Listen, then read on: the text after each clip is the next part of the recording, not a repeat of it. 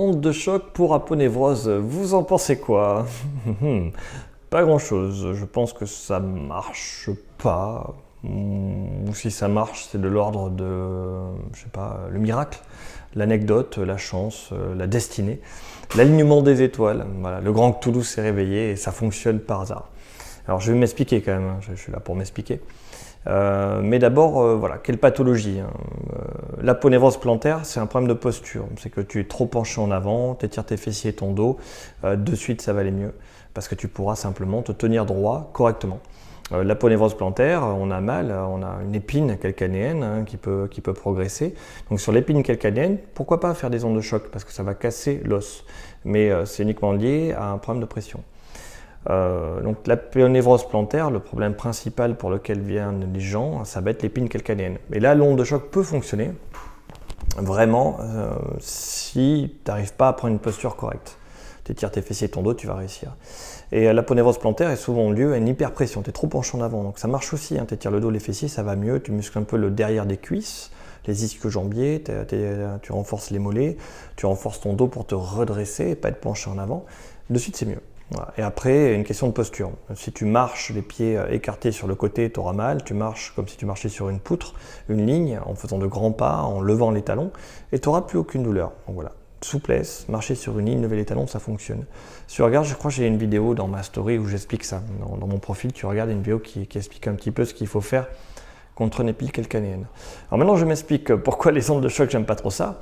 Parce qu'il me semble qu'à la base, c'est une technologie qui a été inventée pour casser les cristaux. Quand tu vois, dans le rein, tu as des petits cristaux qui se forment de temps en temps, il faut faire pipi ces cristaux-là. À une époque où on n'avait pas inventé la chimie moderne, il est cassé avec des impacts pour que tu puisses uriner ces petits cristaux, faire pipi et les sortir. Et après, quand ils ont inventé la lyse chimique, la destruction chimique des cristaux qui se forment et qui... il n'y avait plus d'utilité pour la machine. Donc ils ont fait, mais comment est-ce qu'on peut faire pour continuer à la vendre? C'est un avis très personnel, attention.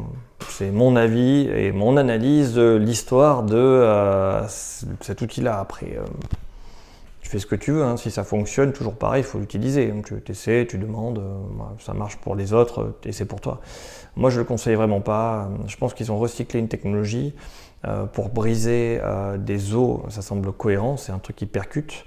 Donc si tu as une progression osseuse sur un tendon, ça semble cohérent, c'est possible. Mais sur un tendon qui va bien, à part lui créer de la blessure, je ne sais pas trop ce que tu vas faire. Tu vas taper sur un truc qui est enflammé pour créer encore plus de blessures. Alors nous, les professionnels de ondes de choc, ils nous vendent la machine au kiné, ostéo, machin, en disant voilà, le traitement c'est 5 minutes, vous pouvez voir plus de gens, vous allez gagner plus d'argent. Voilà, c'est l'argument principal. On te dit que ton traitement pour l'aponévrosite plantaire, ton traitement pour l'épine calcanéenne ne prend que 5 minutes, donc le patient il vient, tu fais juste ça, il rentre chez lui, il va mieux. Et toi, tu encaisses de l'argent. Voilà. Voilà l'argument de vente principal.